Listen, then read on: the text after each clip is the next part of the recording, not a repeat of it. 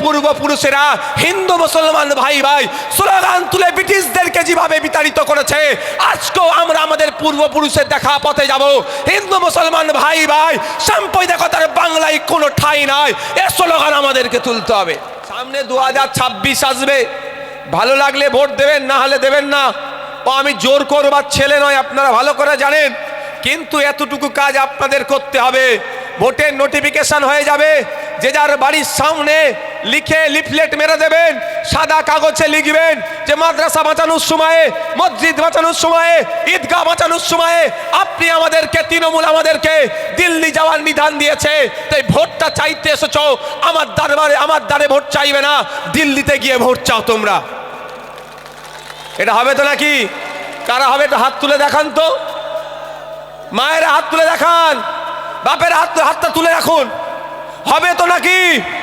বুঝিয়ে দেবো তো মমতা ব্যানার্জিকে যে মাদ্রাসা বাঁচানোর জন্য তুমি আমার পাশে ছিলে না, মসজিদ বাঁচানোর সময় তুমি আমার পাশে ছিলে না, আমার বাপ দাদুর কবরটাকে বাঁচানোর জন্য তোমাকে আমার পাশে পাইনি, উল্টে তুমি আমাদের নামে মিথ্যা মামলা দিয়েছো।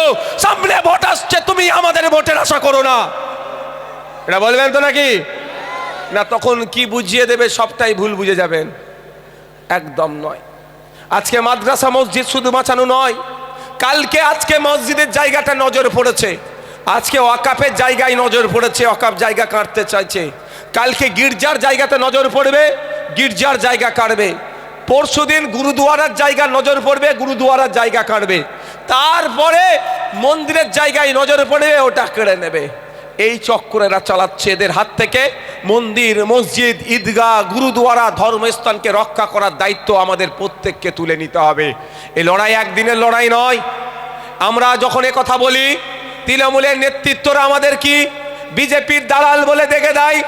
সেই নেতৃত্বদের কাছে আমি একটু বার্তা পৌঁছে দিতে চাই, আমি একটু জানিয়ে দিতে চাই, আপনাদের মাধ্যমে জানিয়ে দিতে চাই, আজকের পর থেকে যদি ইন্ডিয়ান সেকুলার ফ্রন্ট নিয়ে, আইএসএফ নিয়ে, আব্বাস ভাইজান নিয়ে, নওশাদ সিদ্দিকী নিয়ে, তাপস ব্যানার্জি নিয়ে, কুতুব ভাইদেরকে নিয়ে, মুসা ভাইদেরকে নিয়ে, সৌম্যদীপদেরকে নিয়ে কোনো কথা বলে তার জবাব দেবেন।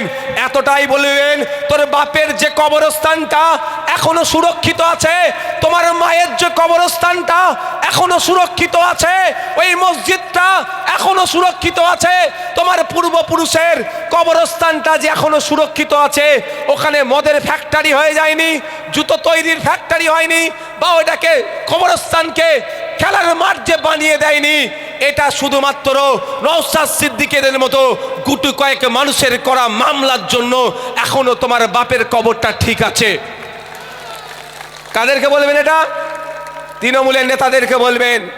আমি দায়িত্ব নিয়ে বলছি, আমাদের মতো গুটি কয়েক মানুষ মামলা করেছিল বলে এখনো পর্যন্ত আপনার পূর্বপুরুষ যে কবরে শুয়ে আছে সেই কবরটাকে দেখতে পাচ্ছেন, অন্যথায় এতদিন সেটাকে বুলডোজার লাগিয়ে, জেসিপি লাগিয়ে প্লেন করে হয়তো মদের ফ্যাক্টরি বানিয়ে দিত। তাই আপনার বাপের কবরটা বাঁচানোর জন্য, আপনার দাদুর কবরটা বাঁচানোর জন্য, আপনার এলাকার মসজিদটা, আপনার এলাকার ওয়াকফ সম্পত্তি বাঁচানোর জন্য কোনো মমতা ব্যানার্জি, কোনো অভিষেক ব্যানার্জি কিন্তু সুপ্রিম কোর্টে মামলা করেনি। এই নওশাদ সিদ্দিকী, আব্বাস সিদ্দিকী সুপ্রিম কোর্টে মামলা করেছে, তাপস ব্যানার্জিরা সুপ্রিম কোর্টে মামলা করেছে। এটা মাথায় থাকবে তো নাকি? যে বলবে যে নওশাদ ভাইয়েরা বা এসে বিজেপির হয়ে কথা বলে, তাদের উত্তর দেবেন, তোমার কথা যদি সত্যি হয় প্রমাণটা তুমি দেখাও। যে বলছো তুমি বিজেপির হয়ে কথা বলে, বিজেপি নিয়ে আসা আইনের বিরুদ্ধে, সেই নওশাদ সিদ্দিকী তো সুপ্রিম কোর্টে মামলা করেছে ভাই। কোনো মমতা ব্যানার্জি মামলা করেনি, কোনো অভিষেক ব্যানার্জি করেনি আপনার মাদ্রাসা মসজিদকে বাঁচানোর জন্য। তাই বন্ধুগণ, আপনাকে আমাকে সজাগ সতর্ক থাকতে হবে, ঐক্যবদ্ধ থাকতে হবে, দলবদ্ধ থাকতে হবে। এখন রাজনৈতিক কারবারিরা ধর্মে ধর্মে লাগিয়ে দেওয়ার চেষ্টা করছে, হিন্দু হিন্দু ভাই ভাই স্লোগান তুলে, কেউ আবার দেখবেন মুসলমান মুসলমান ভাই ভাই স্লোগান তুলবে। আমি বলবো এদের ফাঁদে আপনারা পা দেবেন না। আমাদের পূর্বপুরুষের সেই রেখে যাওয়া স্লোগান আমরা অক্ষরে অক্ষরে পালন করব। আমাদের পূর্বপুরুষের সেই রেখে যাওয়া অবদান আহ্বান আমরা অক্ষরে অক্ষরে পালন করব। আমাদের পূর্বপুরুষেরা হিন্দু মুসলমান ভাই ভাই স্লোগান তুলে ব্রিটিশদেরকে যেভাবে বিতাড়িত করেছে, আজকেও আমরা আমাদের পূর্বপুরুষের দেখা পথে যাব। হিন্দু মুসলমান ভাই ভাই সাম্প্রদায়িকতার বাংলায় কোনো ঠাঁই নাই, এ স্লোগান আমাদেরকে তুলতে হবে। কিন্তু আমার এত মায়েরা উপস্থিত হয়েছেন, স্বাভাবিকভাবে আমি মায়েদের দিক থেকে কথাটা শুরু করি। মায়েদেরকে এখন বর্তমান সরকার ১,০০০-১,২০০ টাকা করে মাসে দিচ্ছে, কিন্তু আমি জানিয়ে রাখি ১,০০০-১,২০০ টাকায় একটা সংসার সেই হতে হাত খরচও আজকের দিনে হয় না। আজকে যদি হাত খরচই করতে চাই ২-৩ হাজার টাকা কম করে লাগবে। তাই মায়েদের বলি ১,০০০-১,২০০তে আমি বিশ্বাস করি না। আমি চাই মায়েদের হাতে কম করে মাস গেলে ৫,০০০-এর ব্যবস্থা করা হোক। মায়েদের হাতে ৫,০০০ করে দেবে, তার পরিবর্তে রাজ্য কিছু কাজ বুঝে নিক, এই প্রস্তাব আমি রাখি। মায়েদেরকে বলবো আপনারা মূল্যবান সময় এখানে দিয়েছেন, এখান থেকে কিছু নিয়ে আপনাদেরকে যেতে হবে। সেটাই একটা শপথ নিয়ে যেতে হবে, প্রতিজ্ঞাবদ্ধ হয়ে যেতে হবে যে আপনার বাড়ির সন্তানদের উচ্চ শিক্ষায় শিক্ষিত করব। এই প্রতিজ্ঞাবদ্ধ হয়ে আজকে এখান থেকে যেতে হবে। বাপেরা আছেন, ভাইয়েরা আছেন, আমি একটু জানতে চাই আজকে বাড়ি যাবেন। আমি একটি হাই স্কুলের সামনে মাঠে আমি প্রোগ্রাম করছি, একটু খোঁজ নিয়ে দেখুন এই হাই স্কুলে যত বাচ্চা আছে, যত ছেলে মেয়ে পড়াশোনা করে, তার অনুপাতে শিক্ষক আছে না নাই একটু খোঁজ নিয়ে দেখবেন। আগামীকাল স্কুল যবে স্কুল খুলবে, এখন তো শুধু ছুটি আর ছুটি চলছে, একটু খোঁজ নিয়ে দেখবেন। সেই অর্থে স্কুলে টিচার আপনি পাবেন না। এখানে যারা উপস্থিত হয়েছি, গার্জেন যারা আছে, মা বাপ বোথ সাইড যারা আছে এখানে আছেন, বাড়ি যাবেন ক্লাস 3-4 বাচ্চাকে ডাকবেন, অঙ্কের বইটা খুলে দেবেন, অনুশীলন 1-এর অঙ্কটা করতে বলবেন। খোঁজ নিয়ে দেখবেন আপনার বাড়ির 50 জন 100 জনকে ট্রাই করবেন, আপনার এলাকার অধিকাংশ ফেল করবে। ক্লাস 5-6-এর বাচ্চাকে ডাকবেন, পেনটা তুলে দেবেন, খাতাটা তুলে দেবেন, দিয়ে বলবেন একটু তোর নাম, বাপের নাম, মায়ের নাম, ঠিকানা, কোন স্কুলে কোন ক্লাসে পড়িস একটু ইংলিশে লিখে দে। খোঁজ নিয়ে দেখবেন, পরীক্ষা করে দেখবেন অধিকাংশ ফেল করবে, পারবে না।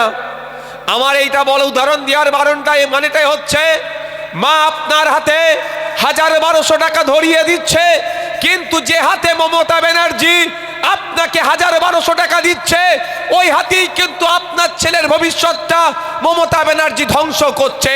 তাই আওয়াজ তুলতে হবে, ১,০০০-১,২০০ পরে হবে। স্কুলে শিক্ষক দাও, চক দাও, ডাস্টার দাও, শিক্ষকের হাতে ছড়ি ফিরিয়ে দাও, শিক্ষার পরিকাঠামো ফেরাও। এই আওয়াজটাই মায়েদেরকে আগে তুলতে হবে। অন্যথায় ১,০০০ টাকা ১,২০০ টাকা দেবে, কিন্তু আপনার ছেলের ভবিষ্যৎটাকে ধ্বংস করে দেবে। তাই মায়েরা একটু ভাবার চেষ্টা করবেন। আপনি ১,০০০ টাকা ১,২০০ টাকা দিচ্ছে আপনার হাতে, আপনি কষ্ট করে আপনার ছেলেটাকে বড় করলেন, উচ্চ শিক্ষায় শিক্ষিত করলেন। আপনি হয়তো পরিচারিকার কাজ করেন বাড়িতে গিয়ে, আপনার স্বামী মাঠে গিয়ে চাষবাস করে, দিন আনে দিন খান, অনটনের সংসার, সেখানে মাসে ১,০০০ টাকা পাওয়াটা সত্যি আপনাদের কাছে অনেক বড় ব্যাপার।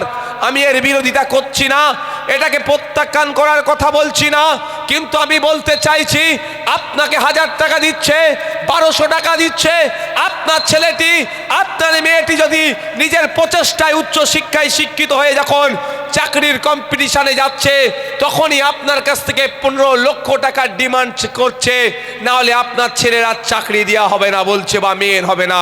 কিন্তু ওই সমাজ ব্যবস্থা বদলাতে হবে।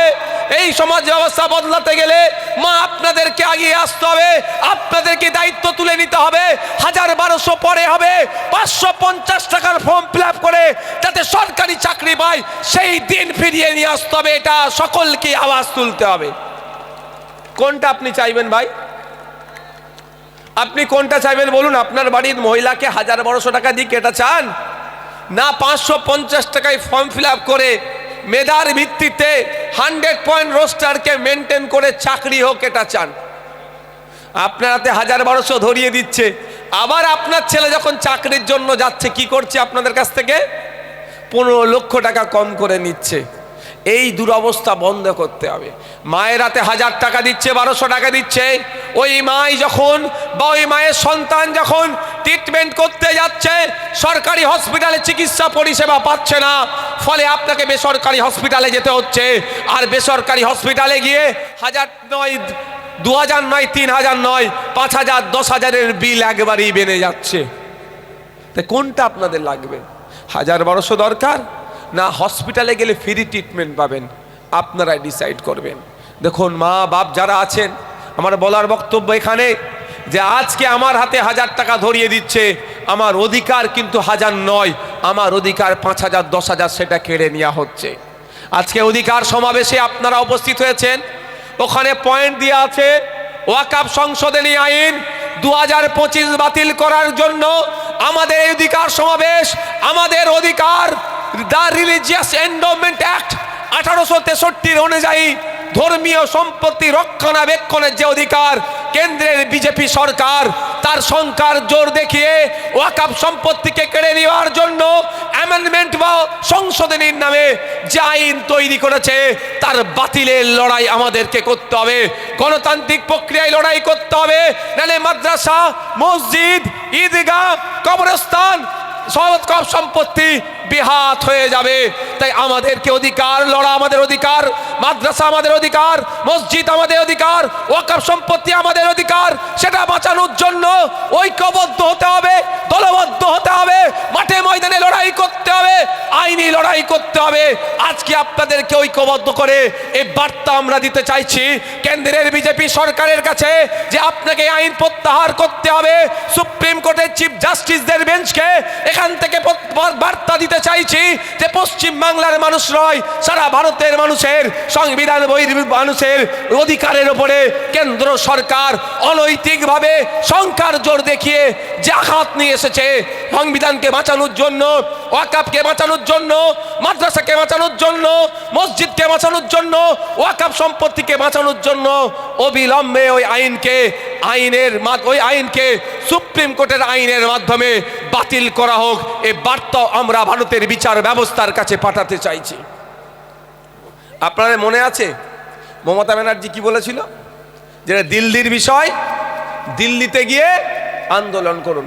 মাদ্রাসা, মসজিদ, ঈদগাহ, কবরস্থান, ওয়াকফ সম্পত্তি হাতছাড়া হয়ে যাচ্ছে, আর নিদান কি দিচ্ছে? দিল্লিতে গিয়ে আন্দোলনের গল্প শোনাচ্ছে।